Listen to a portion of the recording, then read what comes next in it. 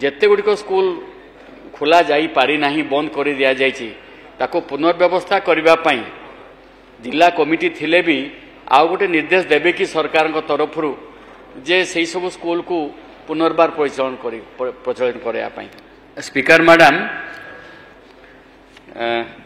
आम समस्ते जानी आपन भी जानी मैडम जे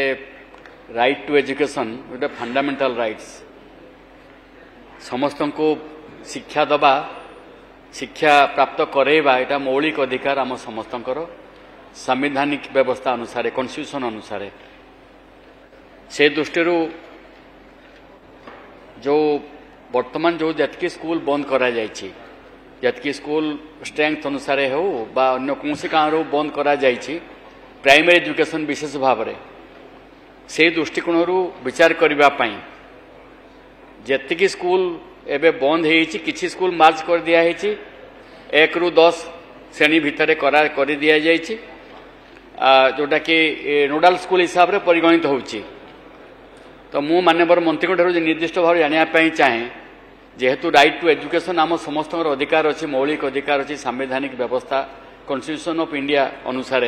से दृष्टि जेते गुड़िक स्कूल खोला जाई पारी नाही बंद कर दिया जायछि ताको पुनर्व्यवस्था करने जिला कमिटी थिले भी आउ गोटे निर्देश देवे कि सरकार तरफ जे से सब स्कूल को पुनर्बार प्रचलन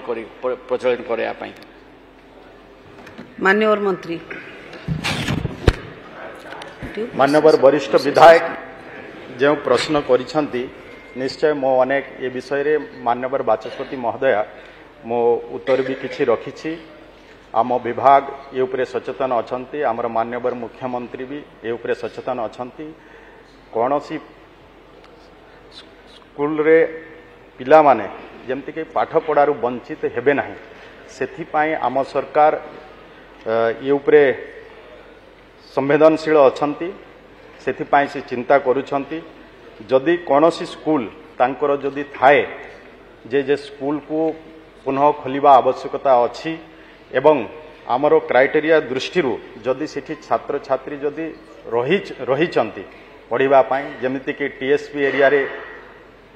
20 जन जदि थिबे से स्कूल को पुनः खोलिबा सेटा योग्य हबो एवं जोटी जदि नॉन शेड्यूल एरिया जदि हिथिबो शेड्यूल एरिया और नॉन शेड्यूल एरिया जदि हिथिबो अंततः से स्कूल रे 40 जन पिला रहिबा आवश्यकता रही जदि